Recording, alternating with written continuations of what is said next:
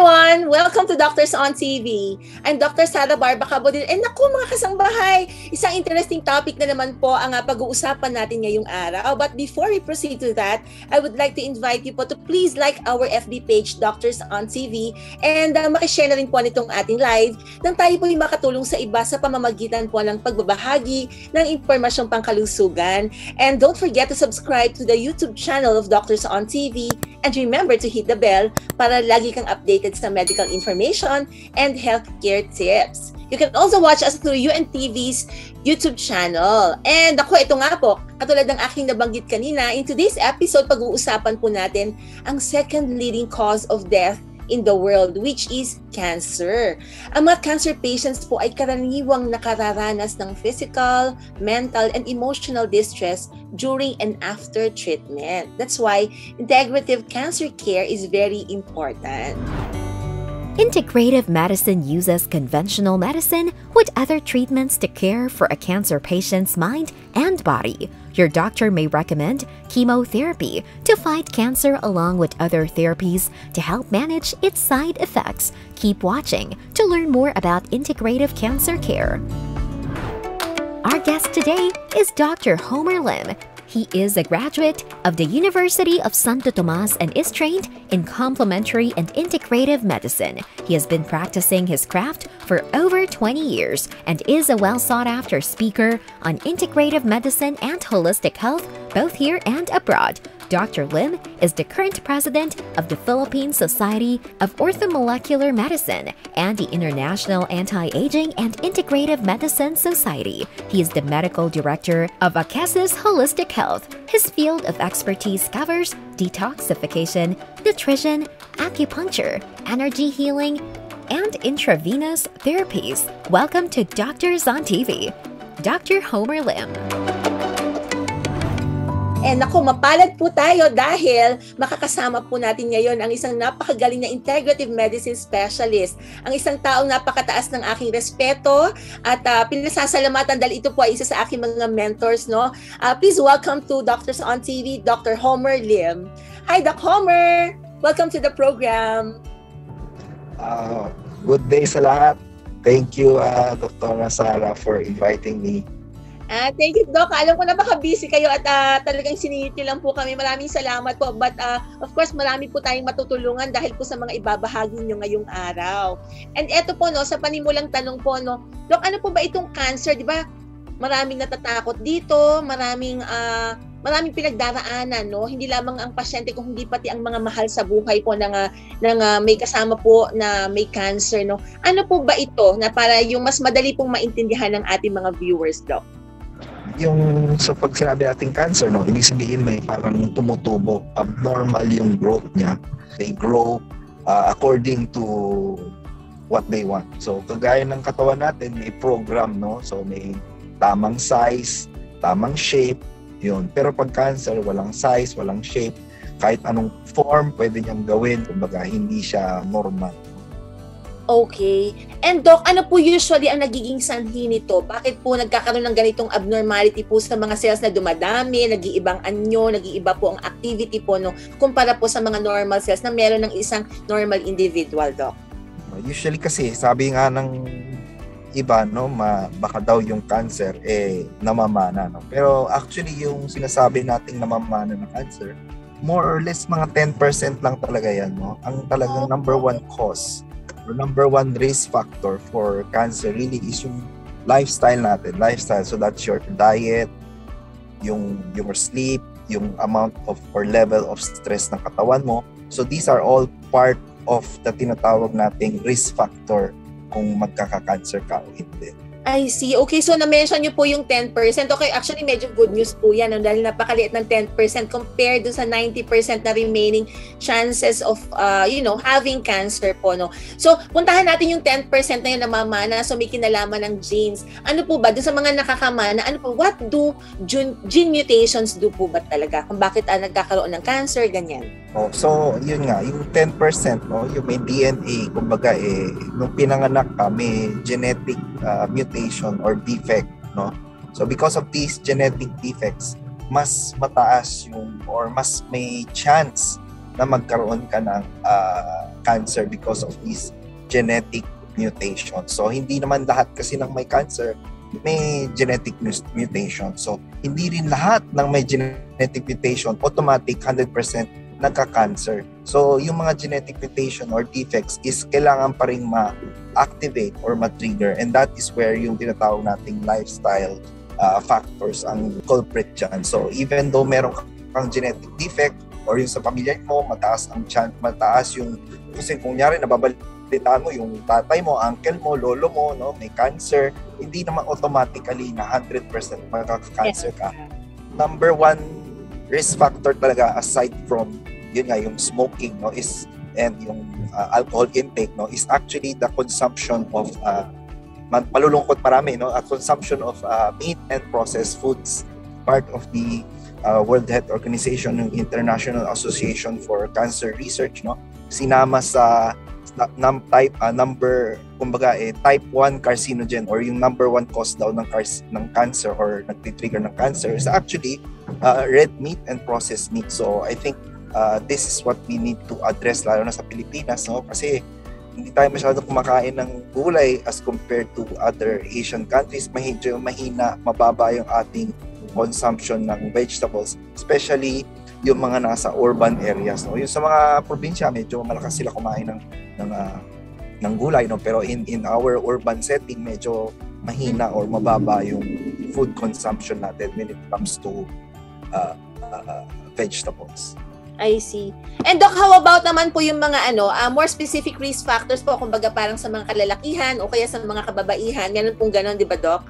Ano po ang pwede nating ma-share na mga risk factors po? Aside from the smoking tsaka alcohol intake, no, yung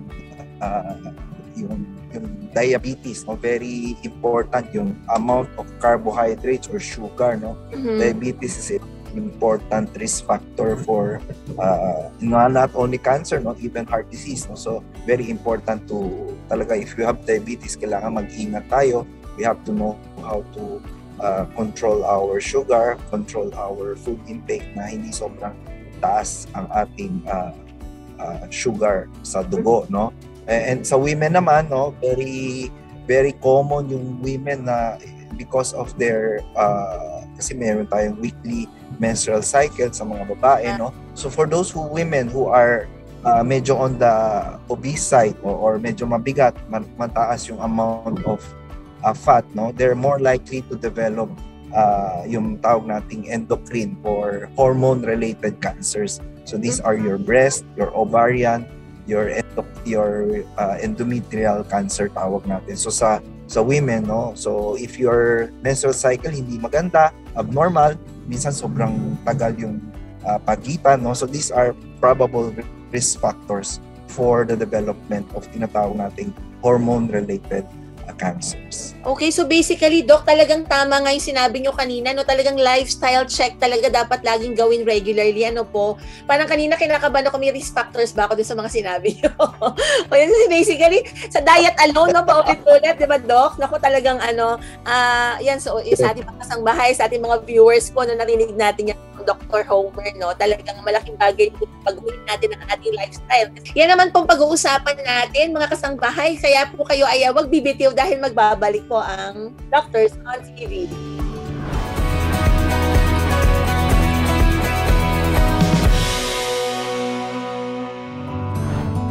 Hi everyone! You're still watching Doctors on TV with me, Dr. Barba-Cabodil, and kasama ko po ang isang magaling na Integrative Medicine Specialist, Dr. Homer Lim. At pinag-uusapan pa rin po natin ang tungkol sa integrative cancer care. Sa atin pong pagpapatuloy, ito nga po, no, 4 na Pilipino po ang namamatay kada oras dahil sa cancer. At karamihan po sa mga hindi naaagapan ay yung mga nasa advanced stages na, no, at ito yung nakakalungkot, diba, Doc? Kaya lagi po kami talaga nagpapaalala na magpatingin po kaagad, no, sa doktor kapag po nakaramdam kayo ng kahit anong sintomas o kaya po ay magpa-screen po kung kayo ay may mga risk factors po ng cancer, which lead us to our next question, kay Doc. Kunyari, even na may mga tao, di ba, may mga risk factors na po talaga. So, paano maiiwasan ito po, Doc? Kasi syempre, dun sa lifestyle changes po ng mga na-mention yon, no? So ano po yung mga pwede pang gawin ng mga iba na parang identified po talaga may mga risk factors sila. Kunyari, given na may diabetes and stuff, ano pa yung iba pong additional na tips that we can give them? If you cannot avoid meat or talagang you can take in more vegetables, no? Make sure lang na yung vegetable kasi maraming Pilipino, pilosopo pag sinabi mo kumain ng gulay, yung kanin, gulay din yan, di ba? Yung patatas, gulay din yan, di ba? So, it has to be green leafy vegetables and as much as possible, yung mga a bit raw or half cooked, wag yung overcooked, no? Kasi minsan sa Pilipino, di ba, mahilig tayo sa mga pinakbet, chapsuy, pero overcooked. So as much as possible, half cook or lightly cook lang para we get yung mga antioxidants or yung mga tawag nating phytonutrients, nutrients that would help fight not only cancer but chronic illnesses, no? Whether it's diabetes, heart disease. It's very important to get in your fresh fruits and vegetables as well as your fiber, no? Aside from that, other factors that you can or other intervention, exercise, no? Very important.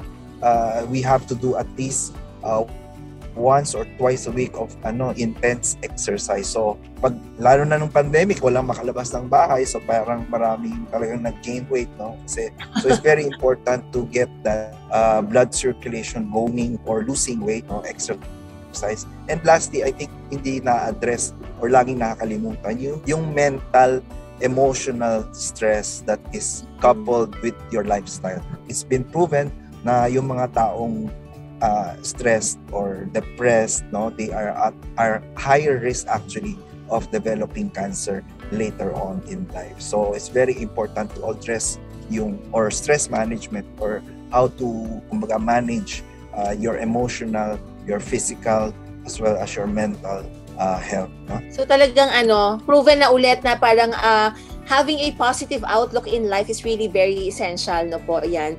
And ito, Doc, no, kunyari parang basically may isang mga pasyente, how can we know po if one patient po ay nag-uumpisa na po ang cancer sa kanya? Any signs and symptoms po na pwedeng bantayan? Though I understand na, Doc, diba depende kung anong type of cancer to, pero generally speaking po, pagka nag-uumpisa na ang cancer, ano po yung pwedeng mabantayan, ano po yung clue or hint na pwedeng makita po sa isang individual na nag-umpisa na ang cancer? Normally, no, a lot of people wala talagang nararamdaman unless medyo malaki na yung bukol or medyo kalat na yung cancer sa katawan, no?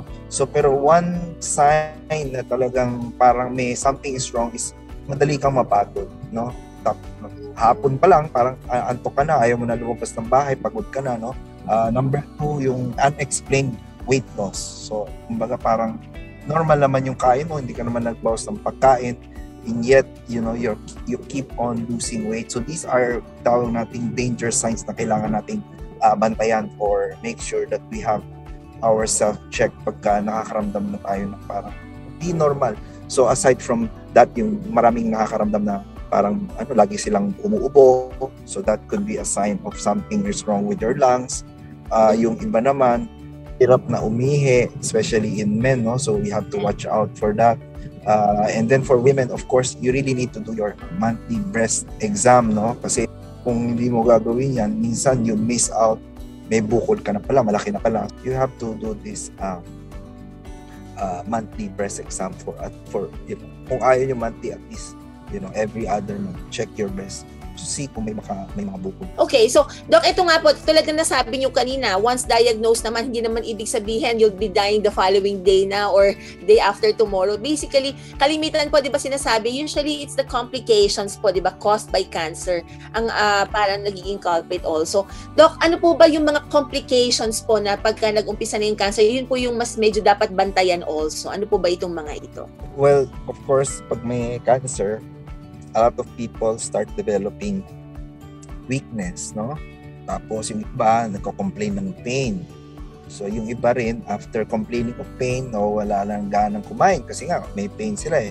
At the same time, pag may pain sila, hindi na sila makapaggawa ng normal nilang ginagawa, yung mga tinatawag nating activities of daily living, no? So it's very important really to treat the cancer early para hindi mo maramdaman yung mga taong nating complications from cancer pag hindi na treat early. So that could be pain, and later on yung mga may, let's say, may colon cancer, pwede rin yan pag malaki hindi naagapan, no? Pwede rin yan mag-cause ng blockage or pagbabara ng bituka.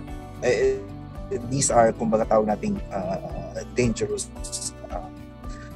complications to cancer pag nagkakaroon ka ng obstruction ng bowel, yung pagdumi or pag-ihi, or yung iba pag sa lungs, no, nagkakaroon sila ng tubig sa lungs because of the cancer, or yung bukod sa lungs malaki, it causes obstruction sa breathing. So all these things we can avoid if we treat the cancer early, no.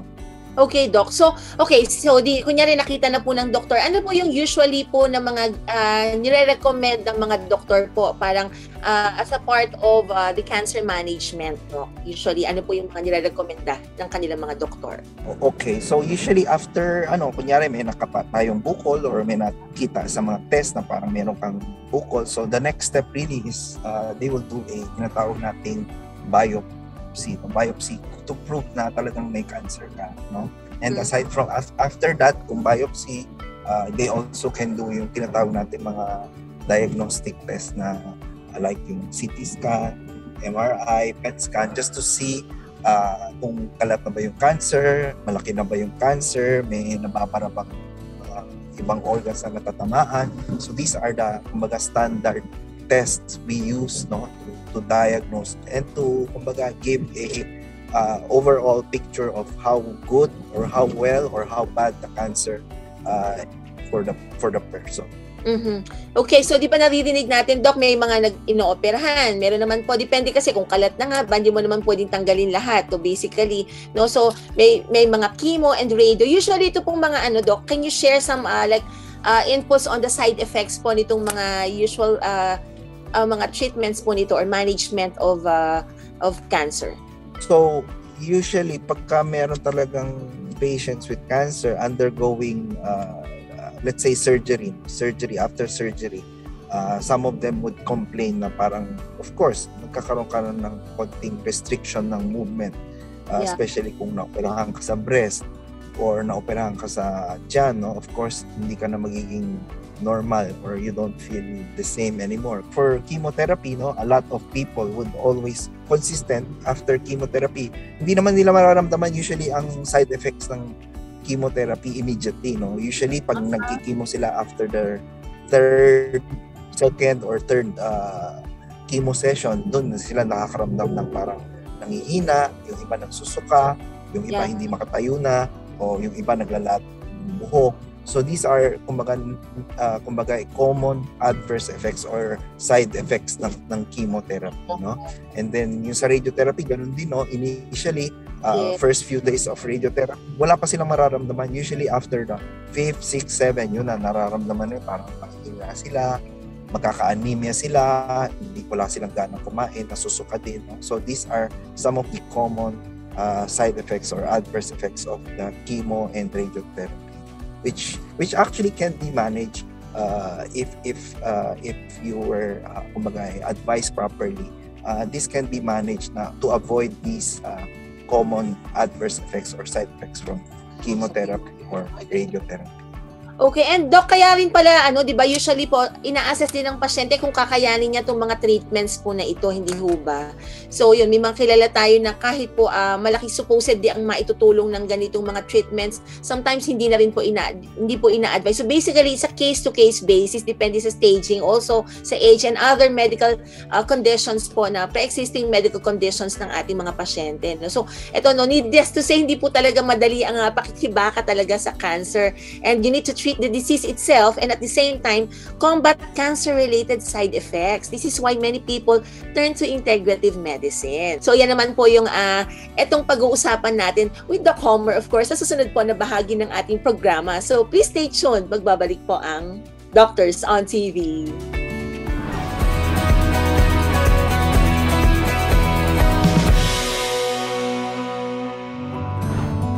Hi everyone! Welcome back to Doctors on TV at pinag-uusapan pa rin po natin ang tungkol sa integrative cancer care. Alam niyo po bang aabot sa 80% ng adults na may cancer ay malnourished? At marami po sa mga cancer patients ang patuloy po na nakakaranas ng sakit at kirot pagkatapos po ng treatment. Luckily, we have specialists na gumagamit po ng integrative approach to cancer care. At isa nga po dyan ang ating kasama ngayon, si Dr. Homer Lim. So, Dr. Homer, please tell us about more on integrative cancer care. Ano-ano po ba ang mga nakapaloob dito? So, pag sinabi nating integrative cancer care, so what we're trying to do is we're just trying to combine yung conventional therapy. So, whether it's surgery, chemotherapy, or radiotherapy, we're combining it with supplementation, no? So, it could be vitamins, it could be minerals, it could be a food supplement, no? Or it could be an IV therapy, it could be IV vitamin C, or glutathione, just to help the body, no? Gaya ng sinabi mo, no, 80% of cancer patients are malnourished. So one of the things that we address when we say integrative cancer care is yung nutrition. Napaka-importante talaga yung nutritional intake, yung quality also of the nutrition. Hindi naman kasi ibig sabihin na may malnourished ka, so uminom ka na ng maraming gatas or kumain ka na ng maraming karne para marami kang calories, no? So may kumbaga mayroong tawag nating qualifications of what is good calories and what is bad calorie. Okay, so basically, look, ito po na-mention nyo about dito po yung sa nutritional support na pwede pong ibigay sa mga cancer patients. Ano po ba yung mga pwede yung mai-recommend na mga lifestyle changes for a cancer patient? Majority of the cancers are kumbaga they love sugar, they love yung carbohydrates or sugar. So that's why as much as possible talaga we avoid yung mga matataas sa sugar. So that's your white rice, white bread, soft drinks, matatamis na fruit juices, no?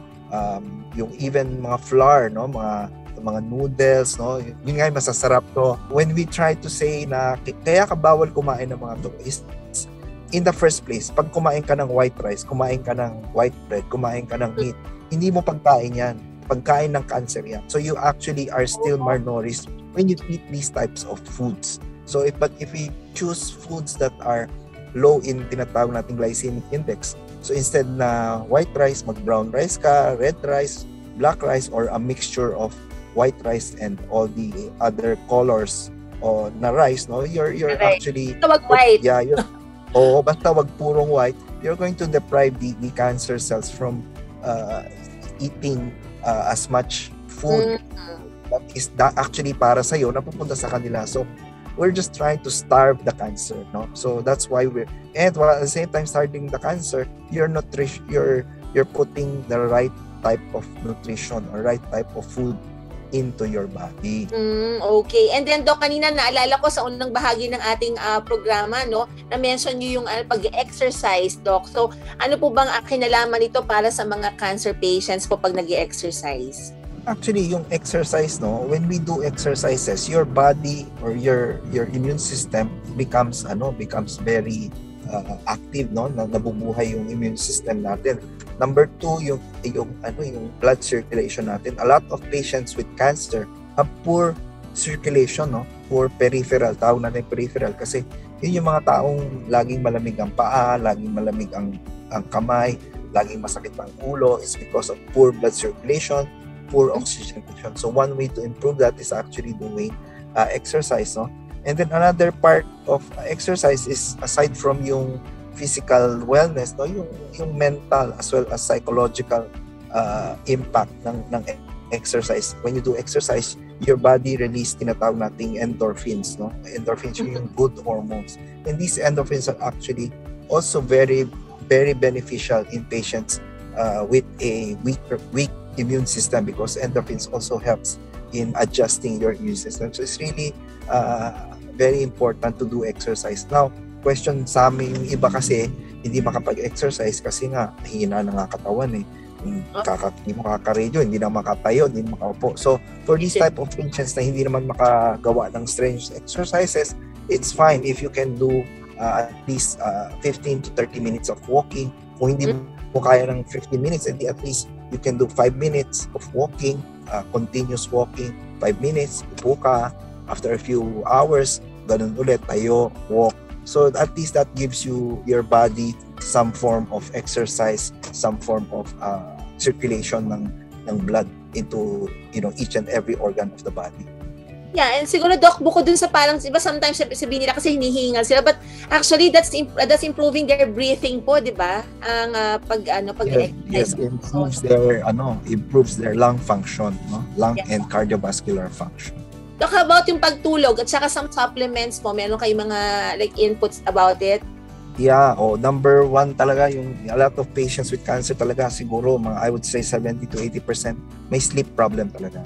Either hindi sila nakakatulog ng tamang oras, kulang ang oras, or mali-mali yung oras ng tulog, no? So it's very important for this group of people na may cancer is they have to sleep on a regular schedule. So if they can try to sleep between 10 to 11 in the evening and then maybe wake up around 5 to 6, that would be 5, 6, 7, that would be excellent. That would be kumbaga tawag natin perfect yan para sa immune system natin, para sa body natin to repair itself. So there are certain supplements to help with sleep. You can take some melatonin. That really helps. Melatonin is also a very good antioxidant. In some cancers, in some patients, they take mga 200 to 300 milligrams of melatonin, no? So that's very, very hard because it really helps. But it really helps in patients with tinatawag nating metastatic cancer or yung mga cancers na kalat na sa buong katawan. So that's one supplement to help sleep.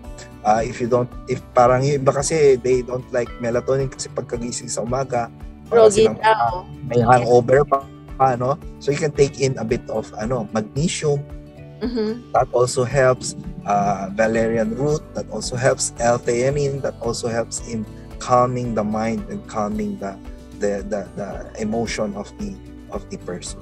Naku, napakarami, Doc. Parang kulang na kulang yung oras natin, Dapat bumalik ka dito, Doc, ha?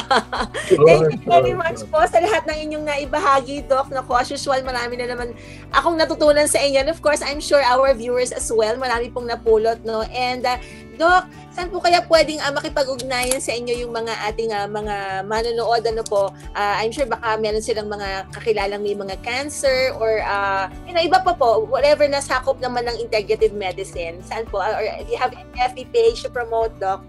Yeah, yes. My clinic is at Akesis Holistic Health, no?